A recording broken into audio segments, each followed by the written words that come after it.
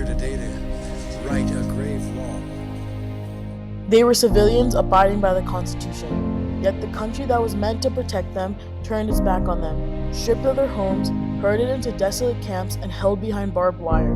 Over 120,000 Japanese Americans were imprisoned without trial, without cause, guilty of nothing but their ancestry.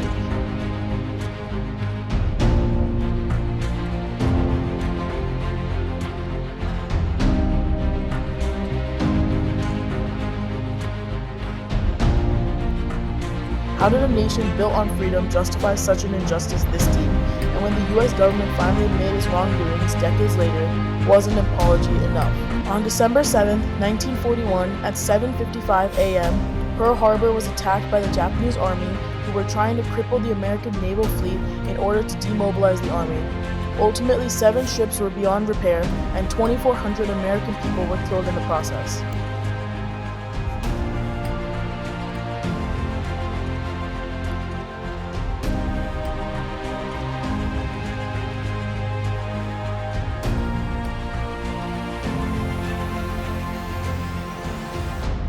In retaliation for this attack, the US government created a stereotype for the Japanese people, where anyone who had Japanese ancestry was deemed unloyal and treated as a spy. Starting in 1942 and over the following years, 120,000 Japanese Americans were taken from their homes and businesses and sent to internment camps along the West Coast. The US government needed a way to strike their racist message into the hearts of the public, so they started spreading anti-Japanese propaganda such as posters, messages, and advertisements. These propaganda posters would usually describe Japanese Americans as disloyal and treacherous, and they would depict Japanese Americans with stereotypical physical characteristics of the Asian ethnicity.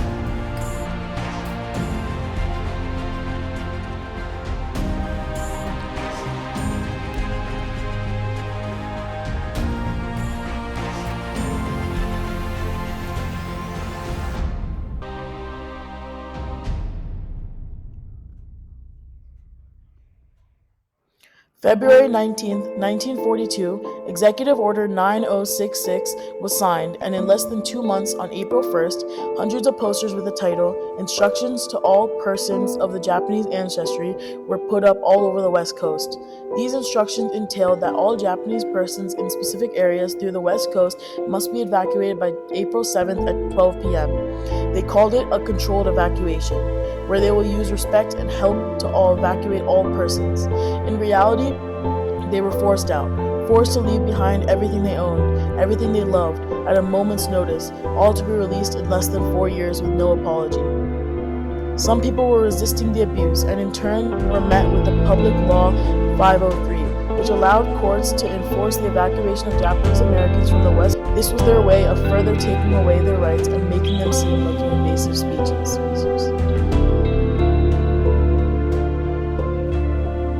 While camps were inhumane, they neglected the mental states of many Japanese. Treated more like animals, it was no surprise that emotional unrest came to be. While they attempted to assuage this with a sense of community, it was ultimately futile. The schools, churches, farms, and newspapers were only a mere pretense of life. In such a state, the government truly saw the Japanese Americans as subhuman filth.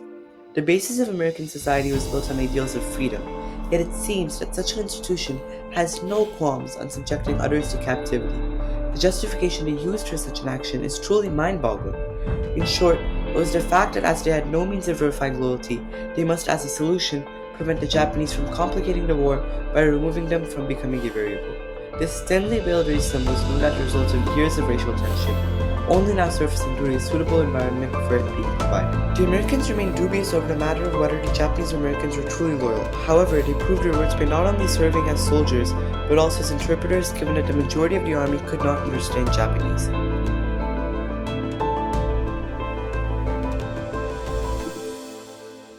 On the moral front, usage of Japanese forces were used to resolve claims of racism.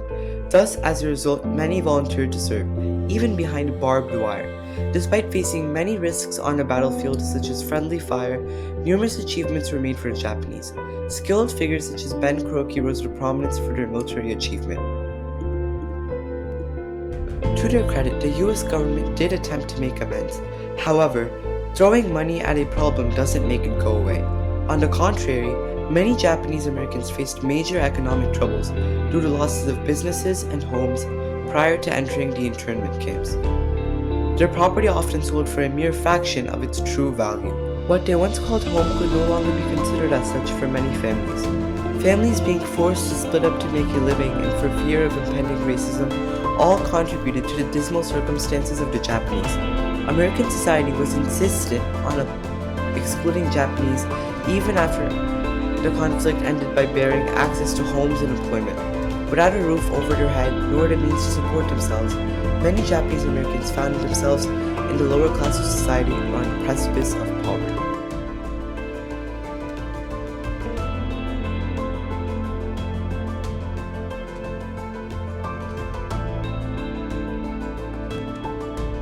Public Proclamation Number 4 was also used to regulate the movement of Japanese Americans from the western parts of the country, more specifically Military Area Number 1.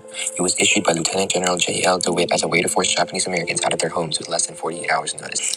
It could be said that life within the internment camps was a miserable existence. In an experience reminiscent of Nazi concentration camps, poor living conditions were prevalent in the aforementioned internment camps.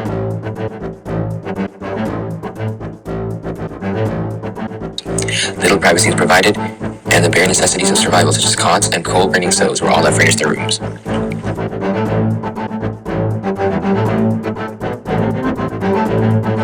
This horrid situation was forced upon the Japanese by the American government with barely a warning. Without due process, they were immediately incarcerated in a manner, so to speak. Clearly, little critical thinking was used by the government during this time, as they did not consider the nuances of such a situation.